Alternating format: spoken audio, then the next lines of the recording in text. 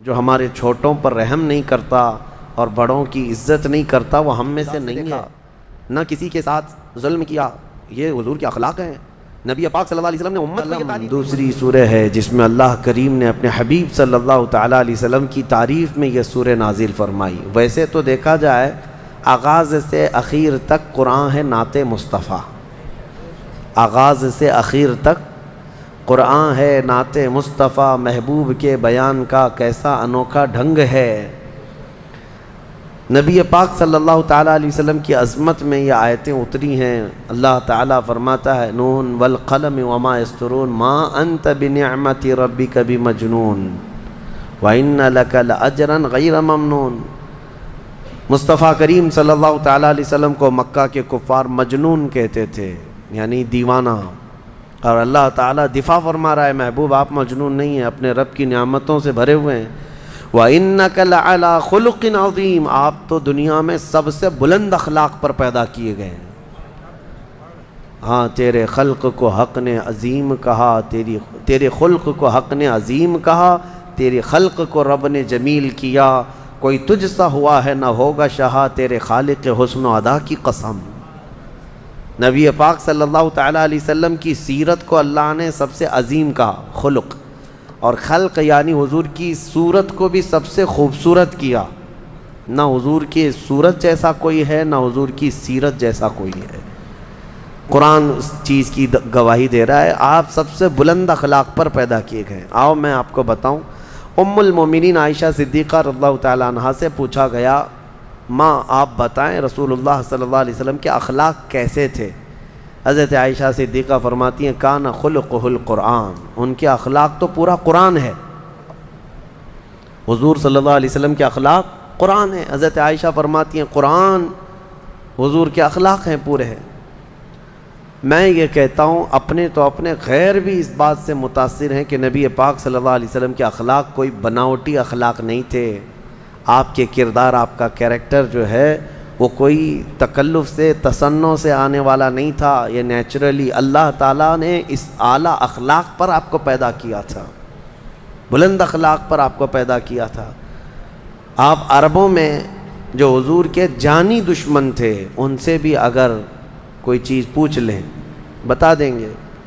اس زمانے کے جو مکہ کے کفار جو جان کے درپے تھے، تلواریں سونتے کھڑے رہتے تھے کہ قتل کر دیں، لیکن ان سے پوچھیں کیا محمد صلی اللہ تعالیٰ علیہ وسلم کے اخلاق کیا ہیں تو وہ کہتے ہیں ہماری دشمنی اپنی جگہ پر، لیکن آج تک ہم نے کبھی ان کو جھوٹ بولتے نہیں سنا، نہ کبھی امانت میں خیانت کیا، نہ کسی کو فحش بات کرتے ہوئے دیکھا، نہ کسی کو گالی دیا، نہ کبھی وعدہ خلافی کیا، نہ کسی کو ترچھی نگاہ سے دیکھا، نہ کسی کے ساتھ ظلم کیا۔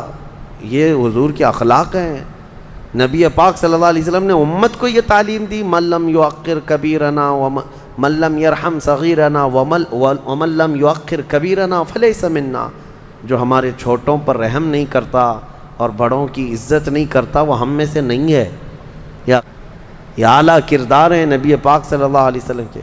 حضرت سلمان فارسی رضی اللہ تعالیٰ عنہ ایک بار استنجا کے لیے بیٹھے ہوئے تھے، یہودی دیکھ کر کے مذاق اڑا رہے تھے۔ حضرت سلمان فارسی رضی اللہ تعالیٰ عنہ ڈھیلا استعمال فرما رہے تھے اپنے استنجا کو سکھانے کے لیے۔ یہودی کہنے لگے یہ کیا طریقہ ہے؟ تو حضرت سلمان فارسی نے کہا کہ ہاں ہمیں رسول اللہ صلی اللہ علیہ وسلم نے اس بات کی تعلیم دی ہے کہ استنجا کو ہم یا تو ڈھیلے سے، پتھر سے یا پانی سے سکھا لیں، دھو لیں۔ یہودی ہنسنے لگے، ٹھٹا مار کر کے کہنے لگے اچھا تمہارے رسول کے پاس تم استنجا کے مسئلے بھی وہ بتا دیتے ہیں، یعنی یہ مسئلے ایسے ہیں جس کو وہ سمجھتے ہیں کہ عیب ہے اس کو بتانا۔ حضرت سلمان فارسی رضی اللہ تعالیٰ عنہ نے فرمایا ہاں قسم ہے اس رب کی جس نے میرے رسول کو حق کے ساتھ بھیجا، انہوں نے ہماری زندگی کے کسی بھی مسئلے کو چھپایا نہیں، ہر چیز ہمیں بتا کر واضح ہدایت عطا فرمائی ہے۔ اور اسلام ہے جو کسی مسئلے کو چھپاتا نہیں، اور نہ ہی اس میں کوئی شرم و حیا کی بات ہے۔ غلط کاریوں میں پڑھنے سے تو بہتر ہے کہ مسئلے کی حقیقت معلوم ہو جائے لوگوں کو۔ میں آج بھی یہ کہتا ہوں کہ مردوں کے لیے مخصوص مسائل، عورتوں کے لیے مخصوص مسائل دوسرے قوموں میں ڈھونڈ کر کے لا کر کے دکھا دیں۔ حیض کے مسائل، نفاس کے مسائل، استحاضہ کے مسائل، یا عورتوں کے پرسنل مسائل ہوا کرتے ہیں، لیکن شریعت نے اس کو واضح طریقے سے بیان کیا ہے، پورا بیان کر کے رکھا ہے کہ کہیں کوئی انجانے میں گمراہ نہ ہو جائے اور کچھ کا کچھ نہ کرے۔ یہ اعلیٰ اخلاق پر آیا ہوا دین ہے، نبی پاک صلی اللہ تعالیٰ علیہ وسلم کے اخلاق۔ لیکن افسوس یہ ہے کہ ان کی قوم، ان کی امت آج بد اخلاق ہو رہی ہے۔ افسوس اس بات کا ہے، المیہ اس بات کا ہے کہ نبی پاک صلی اللہ تعالیٰ علیہ وسلم کے جو نام لیوا ہیں یہ ان کے اخلاق کی بجائے کسی اور کے اخلاق کے پیچھے پڑ گئے۔ ابھی پرسنالٹی ڈیولپمنٹ کے لیے اور اچھے عمدہ کیریکٹر سیکھنے کے لیے لوگ جو ہے کلاسز جوائن کرتے ہیں، وہاں کلاسز میں سکھائے جاتے ہیں کہ تمہیں کس طرح لوگوں سے ملنا چاہیے، ہینڈ شیک کیسے کرنی چاہیے، بیٹھیں تو کیسے بیٹھیں، کھانے کے وقت کتنے چمچ ہونا چاہیے، ہاتھ کیسے رکھنی چاہیے، یہ سب آج سکھایا جا رہا ہے۔ لیکن مجھے افسوس اس بات کا ہے کہ ہمارے بچے ان لوگوں سے اخلاق سیکھنے جا رہے ہیں جن کو پیشاب کا طریقہ بھی نہیں معلوم، ہاں کھڑے ہو کر کے پیشاب کر کے آ جاتے ہیں اور یہاں اخلاق سکھا رہے ہوتے ہیں، اخلاق سکھا رہے ہیں اور لوگوں کو یہ بتا رہے ہیں کہ ایک اچھے کیریکٹر، گڈ مینرز، پتہ نہیں کیا کیا الفاظ دے کر کے۔ مجھے افسوس اس قوم پر ہے کہ جس کے لیے قرآن کہہ رہا ہے وَإِنَّكَ لَعَلَىٰ خُلُقٍ عَظِيمٍ، محبوب ہم آپ کو سب سے بلند اخلاق پر بنائے ہیں۔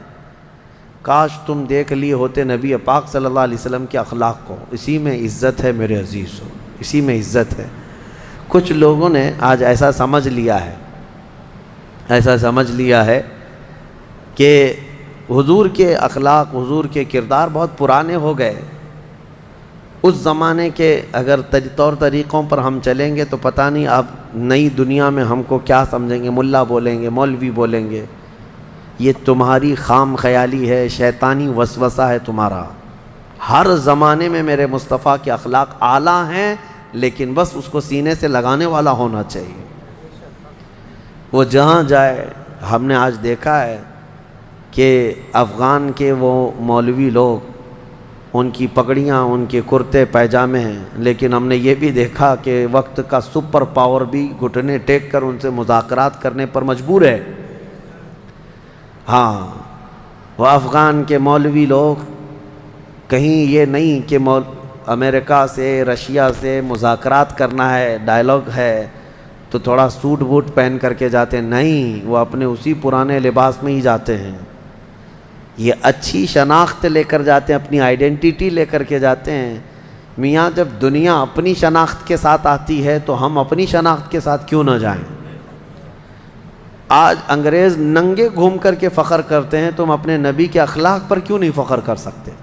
اور نوجوانوں کو میں ایک جملہ کہتا ہوں، آج لوگ چوٹی رکھ کر کے شرماتے نہیں، تمہیں داڑھی رکھنے میں کیوں شرم ہے؟ چوٹی والوں کو شرم نہیں آتی اور داڑھی والوں کو کیوں شرم آتی؟ داڑھی مرد کی شان ہے، نبی پاک صلی اللہ تعالیٰ علیہ وسلم کی وجاہت ہے یہ۔ اور آپ دیکھیں بہت سارے لوگوں کو ایسا لگتا ہے کہ نہیں، یہ زمانے کے تقاضوں کے اعتبار سے نہیں، یہ دنیا نے تمہیں اس طرح دماغ میں بٹھا رکھا ہے، یہ میڈیا، یہ فیشن، انہوں نے اس طرح بنا رکھا ہے کہ نہیں، تمہیں عورت بن کے رہنا ہے، عورتوں کو مرد بن کر کے رہنا ہے۔ انہوں نے الٹ کر کے رکھا ہے دجالی نظام لانے کے لیے، اور مردوں کو یہ سوچنا بھی چاہیے۔ میں اس لیے کہہ رہا ہوں کہ میرے مصطفیٰ کریم صلی اللہ تعالیٰ علیہ وسلم کے اخلاق میں سے ہے۔ کسی بھی صحابہ اکرام کی زندگی دیکھو، اولیاء اکرام کی زندگی دیکھو، وہ حضور اکرم صلی اللہ علیہ وسلم کے ان اخلاق کے پیچھے چلے، انہوں نے عزت پائی۔ کچھ تو رکھتے داڑھی، اور یہ داڑھی بھی بڑی ضدی ہے، بڑی ضدی ہے۔ بیچارہ صاف کر کر کے داڑھی کو بولتا ہے نہیں میں مرد نہیں ہوں، وہ بار بار اگ کر کے بتاتی ہے نہیں تو مرد ہی ہے۔ وہ پھر آتی ہے روزانہ اور پھر بولتی ہے نہیں تم مرد ہو بھائی، اور یہ اس کے ساتھ لڑتا ہی رہتا ہے، لڑتا ہی رہتا ہے۔ بس یہ ہے کہ چہرے پر اتنے ہوں کہ دور سے دیکھنے پر آپ کا چہرہ مردانہ نظر آئے، اتنی داڑھی تو رکھے، اتنی تو ہو کہ دور سے نظر آ جائے کہ اس کے چہرے پر بال ہیں۔ نبی پاک صلی اللہ تعالیٰ علیہ وسلم کی سنت سمجھ کر کے میرے عزیزو، میں اس پر آپ کے ہاں شدت تو کبھی نہیں کیا، لیکن یہ ضرور کہتا ہوں کہ عشق کا تقاضا ہے، محبت کا تقاضا ہے، اپنے حبیب کے چہرے کو سجایا جائے، اور حضور صلی اللہ تعالیٰ علیہ وسلم کے اخلاق میں جو عزت ہے وہ دنیا میں کسی بھی چیز میں عزت نہیں ملے گی، تمہاری عزت وہیں پر ہے۔ رب تبارک و تعالیٰ نے فرمایا وَإِنَّكَ لَعَلَىٰ خُلُقٍ عَظِيمٍ، اے محبوب ہم نے آپ کو بلند اخلاق پر بنایا ہے، بلند اخلاق پر بنایا ہے۔ حضور اکرم صلی اللہ تعالیٰ علیہ وسلم کے لیے جو الفاظ حدیث میں آئے ہیں نا، جنہوں نے حضور سے ملاقات کی ہے، حضور ایسے ملتے تھے، یہاں تک کہ صحابہ اکرام فرماتے ہیں حضور صلی اللہ علیہ وسلم مصافحہ کرتے تو جب تک سامنے والا ہاتھ نہیں نکالتا حضور نہیں ہاتھ چھوڑتے تھے، وہ سامنے والا خود ہی ہاتھ چھوڑ لے تب حضور ہاتھ چھوڑتے، یہ نہیں کہ کھینچ لے۔ آج ہم سے بھی یہ نہیں چیز ہو سکتی، کثرت سے لوگ مصافحے کے لیے آتے ہیں، ہم مصافحہ کرتے رہتے ہیں، اتنا وقت ہی نہیں ہوتا، لیکن مصطفیٰ کریم کے ان اخلاق کو دیکھیں۔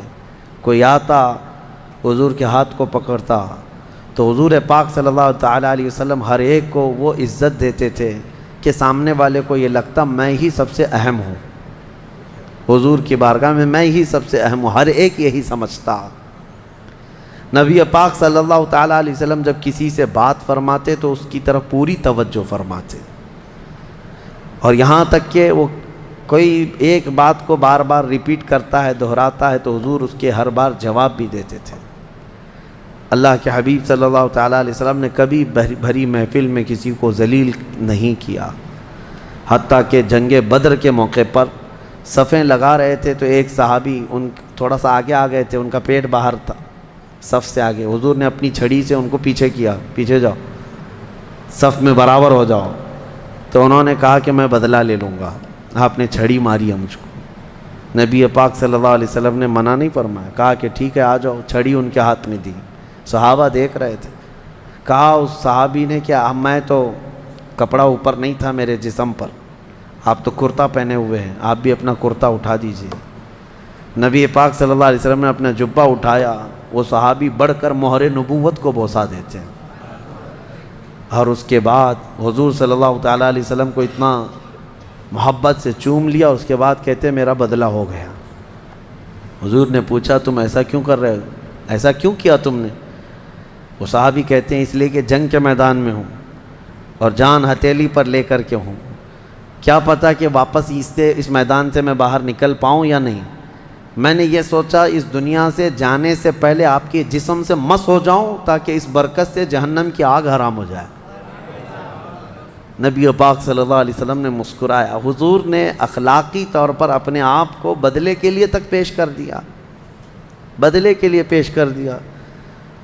کھانے کے آداب اور طریقے میرے مصطفیٰ نے سکھائے، استنجا کے طریقے حضور نے سکھائے، برتن میں بیٹھو تو کس طرح سے کھاؤ، جب مختلف قسم کے کھانے ہوں یا ایک ہی قسم کا کھانا ہو تو آدمی کو اپنے سامنے سے کھانا چاہیے۔ کبھی یہ بھی حدیث ہے، طویل حدیثیں ہیں کہ کوئی ادھر سے ہاتھ اٹھا کر ڈال رہا ہے ادھر سے ہاتھ، میرے آقا صلی اللہ علیہ وسلم نے منع فرمایا۔ مختلف قسم کے کھانے ہوں الگ الگ تو الگ الگ جگہ سے اٹھا کے کھائیں، لیکن ایک ہی کھانا رکھا ہو تو ایک ہی جگہ سے آدمی ہاتھ اٹھا کر کھائے۔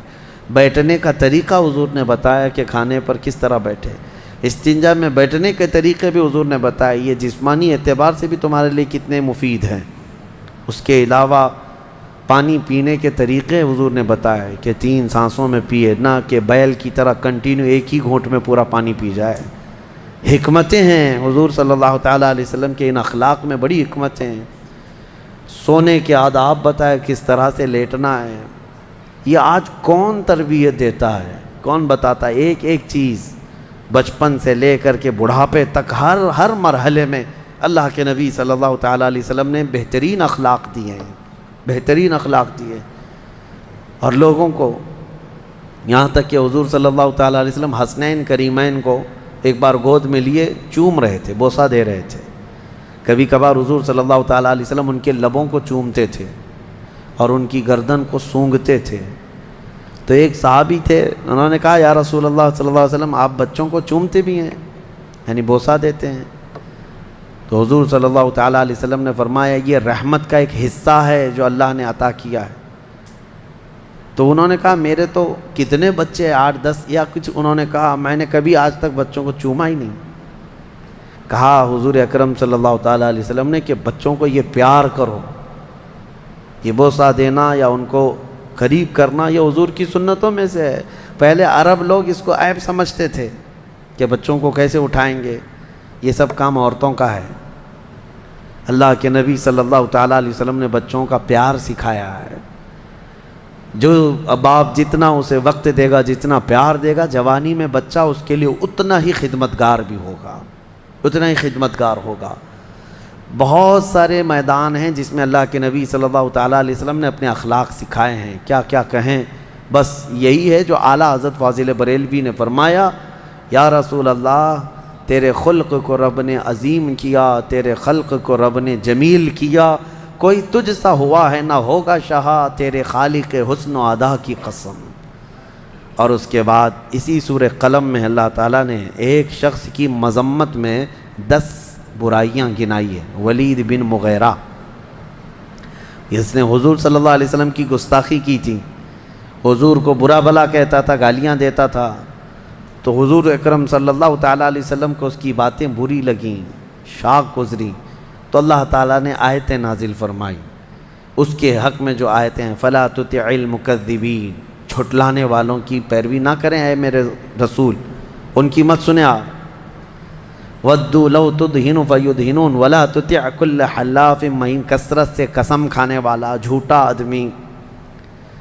اور کئی برائیاں اللہ تعالیٰ نے گنائی، اس میں ایک برائی تھی عُتُلٍ بَعْدَ ذَلِكَ زَنِيمٍ، یہ زنا سے پیدا ہوا آدمی، اس کا نسب نہیں ہے۔ ولید بن مغیرہ کے بارے میں جب یہ آیتیں اتری تو اس کو لوگوں نے بتایا کہ تیرے متعلق تو قرآن میں خرابیاں آ گئی، تیری برائیاں گنائیں۔ تو غور سے سنا اس نے آیتیں، اور اس کے بعد پھر کہا کہ 9 تو میں جانتا ہوں ہے میرے اندر، یہ جو ہے 9 تو مجھے معلوم ہے، یہ 10ویں کہ میں زنا سے پیدا ہوا ہوں، یہ کیسے؟ میں تو میرے باپ کا بیٹا ہوں۔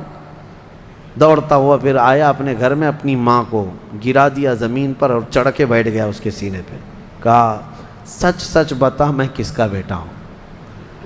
آج کے یہ سب حرامیوں کو پوچھ لینا چاہیے اپنی ماں سے جا کر کے، جو حضور کی شان میں بھونکتے ہیں، گالیاں دیتے ہیں، ان کو پوچھ لینا چاہیے اپنی ماں سے جا کر کے۔ یہ قرآن کا اصول میں بتا رہا ہوں، اس میں مجھے کوئی جھجک نہیں ہے۔ اور اپنی ماں کو گرا کر کے سینے پر چڑھ کر بیٹھ کر پوچھنے لگا بتا۔ اس کی ماں نے بہت اچھا جواب دیا، کہا تو اگر صحیح باپ کا ہوتا تو اپنی ماں کے سینے پہ نہیں بیٹھتا، حقیقت میں تو اپنے باپ کے نام سے جو مشہور ہے اس کا نہیں ہے۔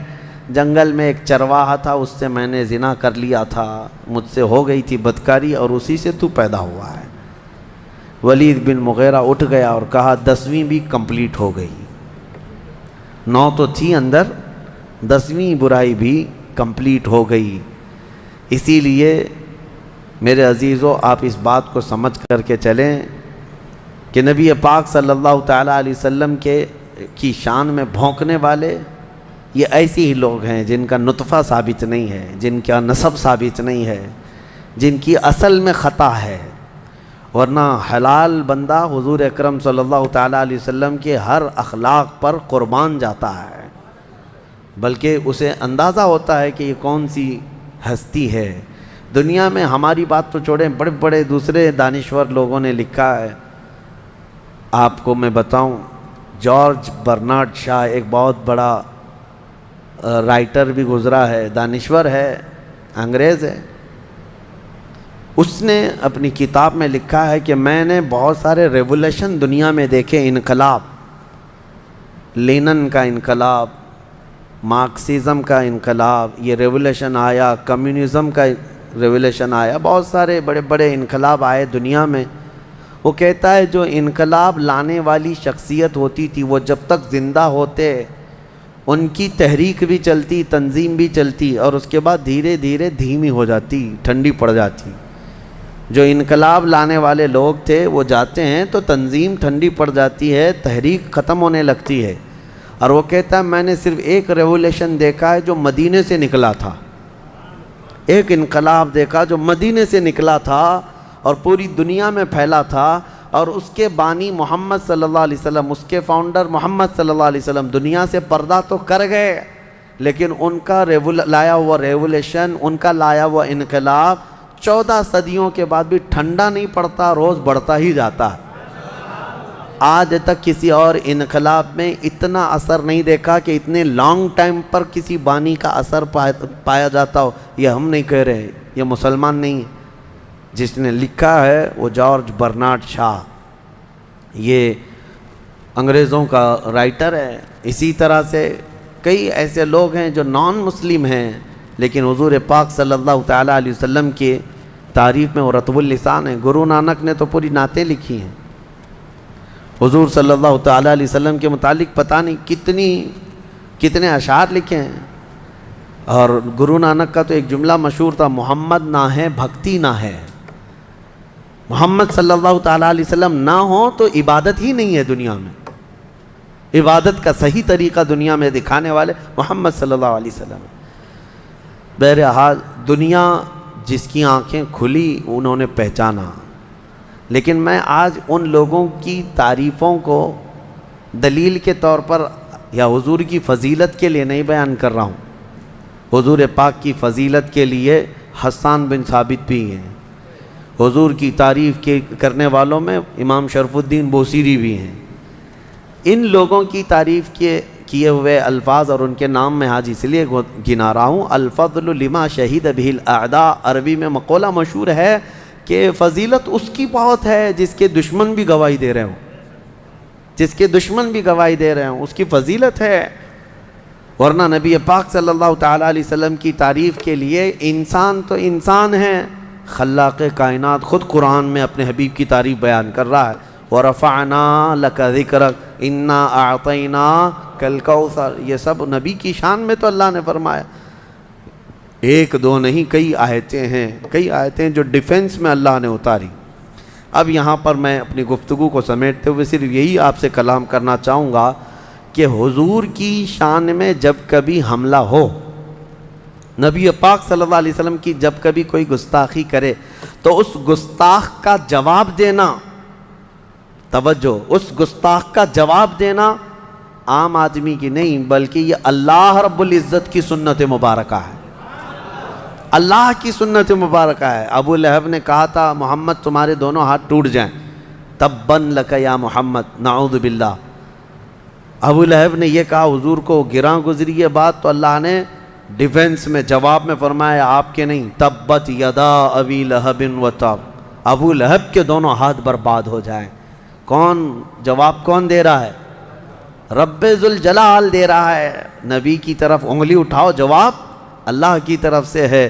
کافروں نے ایک بار ایک بات مشہور کر دی تھی، حضور پر وحی نہیں اتر رہی تھی، 15 دن ہو گئے تھے، کوئی آیت نہیں آ رہی تھی، تو یہ افواہ اڑا دی، وَدَّعَا رَبُّ مُحَمَّدٍ مُحَمَّدًا، محمد کے رب نے محمد کو اب چھوڑ دیا ہے، اب کوئی وحی آتی نہیں، آیت آتی نہیں ہے۔ وَدَّعَا رَبُّ مُحَمَّدٍ مُحَمَّدًا وَدَّعَا رَبُّ مُحَمَّدٍ مُحَمَّدًا، نعوذ باللہ من ذالک۔ یہ بات پھیلتی گئی کافروں کی زبان سے کہ محمد کے رب نے محمد کو چھوڑ دیا۔ کئی دن گزرے، حضور پریشان حال تھے، یعنی غمگین تھے۔ نبی پاک صلی اللہ تعالیٰ علیہ وسلم کا جب غمگین تھے ان کافروں کی باتوں کو سن کر کے، تو اللہ تعالیٰ نے اپنے حبیب کی تسلی اور ان کافروں کے منہ بند کرنے کے لیے ڈیفنس میں، دفاع میں آیتیں اتاری، وَالضُّحَىٰ وَاللَّيْلِ اِذَا سَجَىٰ مَا وَدَّعَكَ رَبُّكَ وَمَا قَلَىٰ، محبوب کے چمکتے چہرے کی قسم، ان کی زلف معمبری کی قسم، محبوب آپ کے رب نے نہ آپ کو چھوڑا ہے اور نہ کچھ کم کیا ہے، وَلَلْآخِرَةُ خَيْرٌ لَكَ مِنَ الْأُولَىٰ، بلکہ آپ کی ہر آنے والی گھڑی پچھلی گھڑی سے کئی زیادہ بہتر ہے۔ جواب کون دے رہا ہے؟ اللہ دے رہا ہے۔ ابو لہب نے کہا تھا جب حضرت حضور صلی اللہ تعالیٰ علیہ وسلم کے بیٹے حضرت ابراہیم کا انتقال، حضور کے 3 بیٹے بچپن میں انتقال کر گئے، 2 تو پہلے انتقال کیے تھے، تیسرے مدینے میں حضرت ابراہیم یہ انتقال کر گئے، تو اب بیٹے بچے ہی نہیں۔ تو اس وقت یہ بات مشہور ہوئی یہ ابو لہب وغیرہ کی طرف سے کہ محمد کی نسل قطع ہو گئی، یعنی مقطوع النسل ہے، نعوذ باللہ، کٹی ہوئی نسل۔ حضور صلی اللہ تعالیٰ علیہ وسلم کو یہ جب اس نے کہا تو اللہ تعالیٰ نے حضور کی شان میں اور ان کافروں کے منہ کو بند کرنے کے لیے یہ آیتیں نازل فرمائی، انا اعطیناک الکوثر فصل لربک وانحر ان شانئک هو الابتر۔ اے محبوب، ہم نے تو آپ کو خیر کثیر عطا فرمایا، ہم نے آپ کو کوثر عطا کیا ہے۔ کوثر کا مفہوم سمجھ بھی نہیں سکو گے کہ کوثر کیا ہے، کوثر کس کو کہتے ہیں، یہ سمجھنے کے لیے بہت تمہیں عربی میں بلاغت اور فصاحت کے کئی قواعد جاننے پڑیں گے۔ ایک مختصر سی بات میں بتا دوں، دنیا کو اللہ قلیل فرماتا ہے، پوری دنیا کیا ہے؟ قلیل۔ قلیل کے اپوزٹ میں جو ہوتا ہے وہ کثیر ہوتا ہے، اور کثیر سے زیادہ ہو تو اسے اکثر کہتے ہیں، اور اکثر سے بھی زیادہ ہو تو کوثر کہتے ہیں۔ تو اللہ تعالیٰ نے اپنے حبیب کو جو دیا ہے وہ یہ پوری دنیا کا اپوزٹ کریں تو کتنا ہو گیا؟ کثیر، اور اس سے بھی زیادہ ہو تو کیا ہوگا؟ اکثر، اور اس سے بھی زیادہ ہو تو کوثر۔ اور اللہ فرما رہا ہے محبوب ہم نے تو آپ کو کوثر عطا کیا ہے۔ کھڑے ہو جائیں اور رب کی عبادت کریں اور قربانی کریں۔ ان شانئک هو الابتر، محبوب آپ نہیں، آپ کا دشمن کٹی ہوئی نسل کا ہے، آپ کا دشمن کٹی ہوئی نسل کا ہے۔ یہ آیت میں آئی بات، اللہ کا فرمان حق ہے۔ ڈھونڈ کے نکالو ابو لہب کے بیٹے کہاں رہتے ہیں، نکال کے دکھاؤ کہاں ہیں ابو لہب کی اولاد۔ پتہ ہے کسی کو ایڈریس وغیرہ؟ کسی کو پتہ ہے؟ کوئی نہیں ڈھونڈ کر لا سکے گا، وہ مقطوع النسل خود ہو گیا۔ لیکن جس چپے میں، جس علاقے میں بھی جائے، سادات کی خوشبو تمہیں ملتی رہے گی۔ میرے آقا کی آل ہر جگہ ہے۔ اللہ نے اپنے نبی کی آل کو سیدہ کائنات فاطمۃ الزہرا سے چلایا ہے۔ تو سید زادے جتنے بھی ہیں دنیا میں آج ہیں کہ نہیں ہیں؟ الحمدللہ۔ تو جو اعتراض حضور کی طرف کافر کرتے تھے تو جواب کون دیتا رہا؟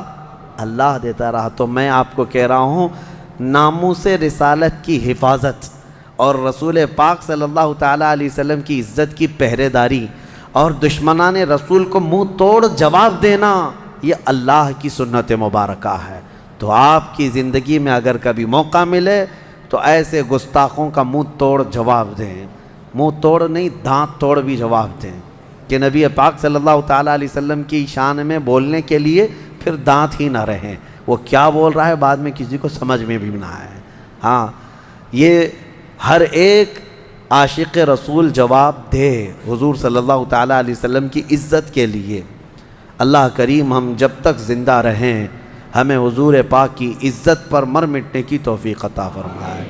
ہم نے یہی دعا کیا ہے جو زندگانی باقی یہ ارادہ کر لیا ہے، یا رسول اللہ تیرے منکروں سے آقا میں مروں گا لڑتے لڑتے، تیرے منکروں سے آقا میں مروں گا لڑتے لڑتے۔ مولا کریم ہمیں آخری دم تک حضور کا وفادار بنا کر کے رکھے، حضور کے جلووں میں زندگی دے، حضور کے قدموں میں موت عطا فرمائے۔